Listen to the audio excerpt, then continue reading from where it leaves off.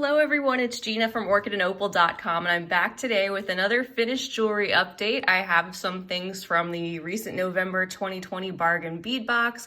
I have some other colorways of designs I shared in last week's update from the Beads of the Month Club, some items that I recently featured in tutorials that didn't make it into last month's update, and then a couple of new bead weaving designs. If you're new to my channel, I want to give you a warm welcome. I am so glad you're here. You may have seen that I open up a lot of bead and jewelry making subscriptions here, and not only do I enjoy doing that to share those with you guys, but I also like to come back and share what I've been up to provide you with some ideas and inspiration. And because I think it's important to see some of these items actually being used, and I like to give you a little bit of background into my thought process when I'm coming up with these creations.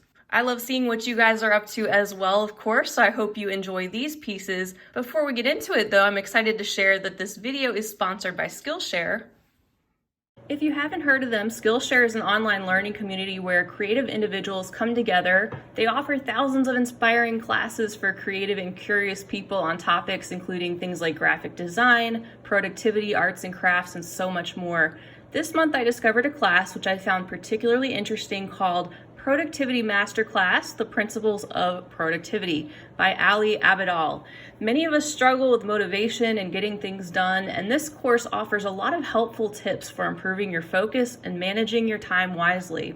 That's just one example of the huge number of classes that they have to offer. And now more than ever, with us entering into the winter months, being at home still for a while to come, it's a great time to learn new skills and keep your mind active with practical ideas. So use this time to your advantage. Now, normally their service is a little less than $10 per month, but because Skillshare is sponsoring today's video, the first 1,000 people to click the link in the description section below the video will get a free trial of Skillshare Premium. So take advantage of their thousands of inspiring classes with hands-on projects and feedback. Just click the personalized link below this video to sign up. Try it out with no obligation.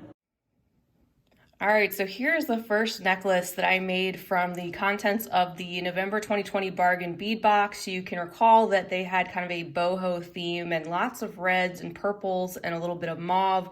We had gold findings like these and tassels, really a different palette than I had ever seen them send before. And you can see that this is a very bead heavy lariat style necklace.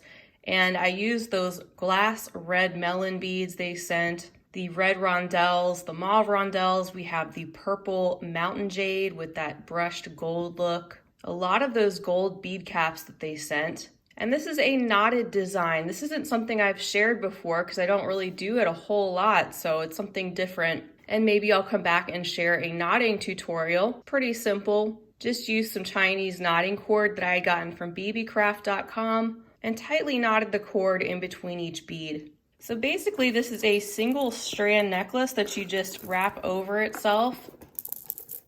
And here it is in full so you can see what it looks like in its entirety. I really like how the tassels look on the bottom. I'm not a huge tassel person myself. I think they're cute. I just am not drawn to them as much for me to wear for some reason. But I think they make fun ends for these lariats. I wanted to really show off these two gold components that they sent as well. I think those look really pretty on the front. And then using the combination of the different colors that are pulled out of the tassels, I think really brings it all together. So that is piece number one. And here's the second necklace that I created from the contents. Now this necklace is actually really long. I have it wrapped around the back, but the main event is here on the front. And you may remember that focal pendant that they sent with the 4 tassels hanging down. Well, I actually took it apart and I disconnected the ring from the tassels and reassembled it. I did a brick stitch around the ring and then did a layer of the mauve rondelles and then went back in with some of these gold seed beads to add the little picot trim. And then at the bottom of that, I added 3 of the tassels using several jump rings which were deconstructed from that original focal component, making one of them hang just a little bit lower than the other 2. Then as you can see, I used some of these oval crackle agate beads with that brick red and the white veining, and added a few more of these mauve rondelle beads in between to bring up some of the ones that I used in the focal. Now, if I were to make this again, I would have hidden the fire line a little bit better. This was my first attempt at doing the brick stitch around this component, and I didn't know how it was going to turn out until it actually was complete. But I think if I were to do it again, I would have done the stitching just on that outer edge of this component instead of starting from in the middle. So that's just something to think about if you wanted to try something similar to this. I would have probably just attached the beads to that outer ring of wrapped cord or fabric. Here's a full look at the necklace. As you can see, it's got quite a long chain on the back of it. This chain they included in the box, so I went ahead and used that, and this hangs down nicely with this front focal part hanging a little bit lower on the chest. Here's a look at the next necklace. This one is where I really embraced a lot of the purples that they included. I included the large glass lampwork beads with the little bits of gold, as well as that purple mountain jade, and then the most purple fluorite gemstone beads that I could find. A lot of them were pretty clear or lacked a lot of the pigment, so I pulled out the ones with the most pigment and included those in this 2-strand necklace. I also used some of the basic round spacer beads that were included, and I picked out some larger golden bead caps that I had in my stash to give these more substantial lampwork beads more of a substantial frame. I've had these 2 golden rings in my stash for quite some time, so I pulled those out and used these as some simple connectors to attach the 2 strands and the chain that they sent as well. And then as you can see, I used one of the remaining pieces of mountain jade that I had to add to the extender chain as an embellishment. And now for some items that I've made recently for tutorials since the last finished jewelry update, and they hadn't had a chance to be shared in one of those. So starting with the most recent, I had shared a tutorial just this week for these double sliding knot bracelets using colorful cotton waxed cord from BB Craft, as well as a lot of other components from BB Craft, like the gemstone chips and this focal ocean themed bead. But I also wanted to experiment with the tilas or 2-hole beads, and I put these onto 2 pieces of wire and then wrap them with loops on either side. And I think they are so fun.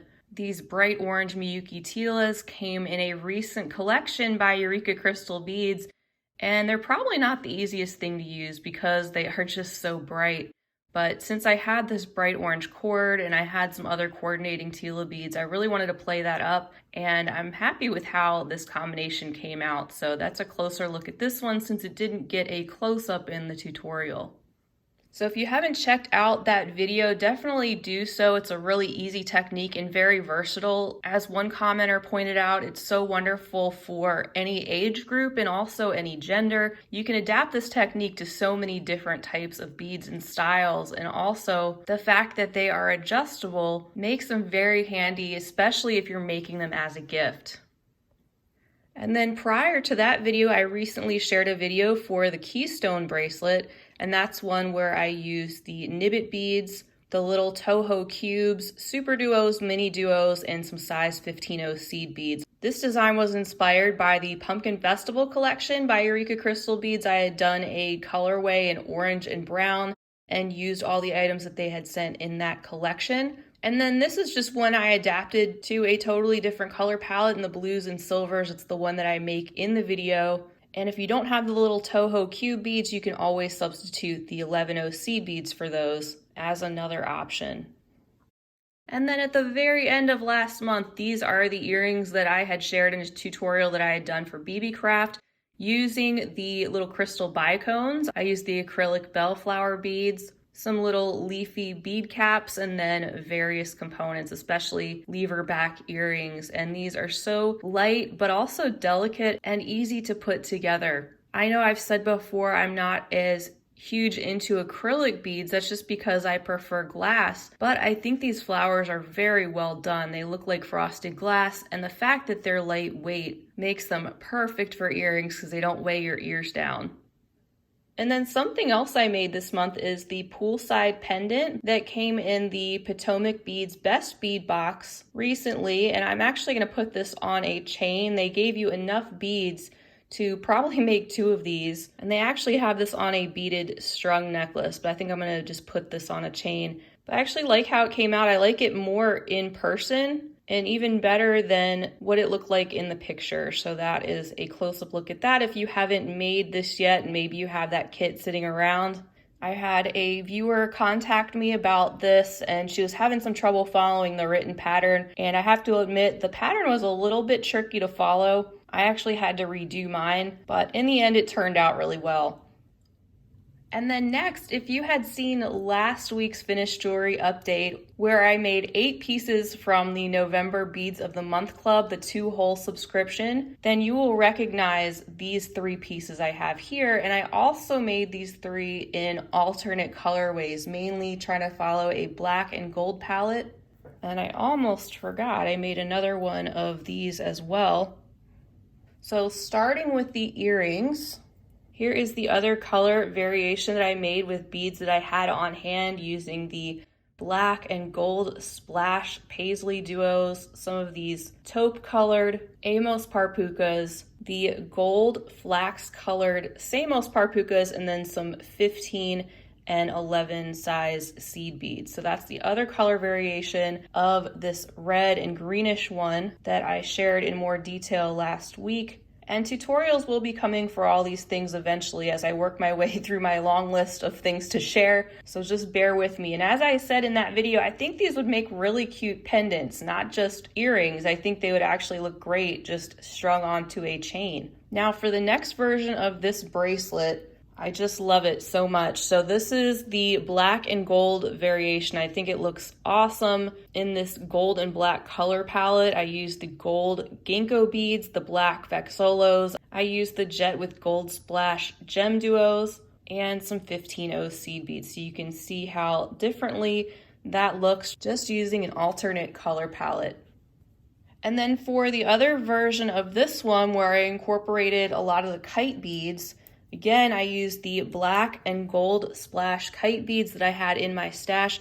A lot of these things are things that the Beads of the Month Club had sent me in previous months in some of their 2-hole clubs and also perhaps the Hot and Trendy Club. But you can see I also used the black vexolos and some of those taupe colored gem duos and framed it out in both 11-0 and 15-0 seed beads.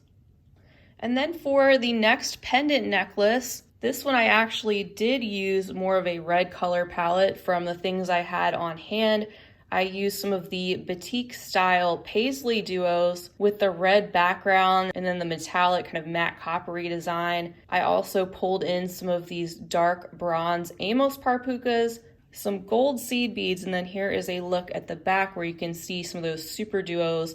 I used some that are a translucent red with a little bit of a brushed on gold effect. So that's how that all went together. And then of course, a bright red sparkly Rivoli. This kind of reminds me of the top of a cupcake or something with a big cherry on top.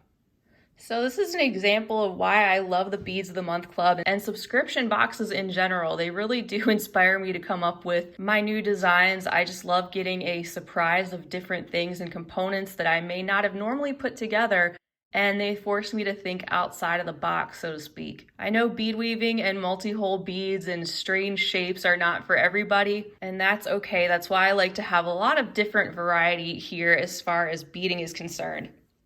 And then finally, I had shared this particular new design in last month's video in the orange, those bright orange Tila beads and some antique gold. And at the time, I believe I was working on this. It wasn't quite finished enough for me to share it. This is done in bright yellow Tilas, as you can see. I like using these bright colors to pop in the background. And then I used some half Tilas in an alternate color. This is going to be called the ruched bracelet, I believe. I have the half Tilas breaking up the regular size Tilas and kind of pulled together there, and then added some silver lined yellow seed beads and also some antique bronze. So lots and lots of tutorials on the horizon added to the list. They'll come out as soon as they can. So I hope you'll stick around with me. I can usually put out about 1 tutorial a week, because these videos really do take a lot of time. I do enjoy it, but I want to make sure that I'm not just throwing content at you without doing the best I can. All right, so that's everything I've been up to since the last finished jewelry update. I hope it gave you some inspiration and ideas, and you enjoyed seeing some of those beads get turned into actual finished projects. On a personal note, I just again want to thank you guys so much for being here. I know most of us have been going through a lot of stuff, especially this year, with so many changes and craziness in the world around us, and having this outlet and being able to share these projects, you guys really keep me going and keep me inspired to keep sharing, and I really do appreciate it. Since some of you have asked, my family and I are doing well. We are staying healthy so far as COVID is concerned. However, I've been battling a bit of a mold issue in the new location where we moved, and I am highly allergic to it, and that has a lot of health implications, as many of you probably know. So I have had a lot of ups and downs as far as that's concerned, but we've done a lot to remediate it, and I'm starting to feel a lot better on most days. Other than that, just taking things one day at a time, not going anywhere unless it's essential, and that has led to a lot of creations.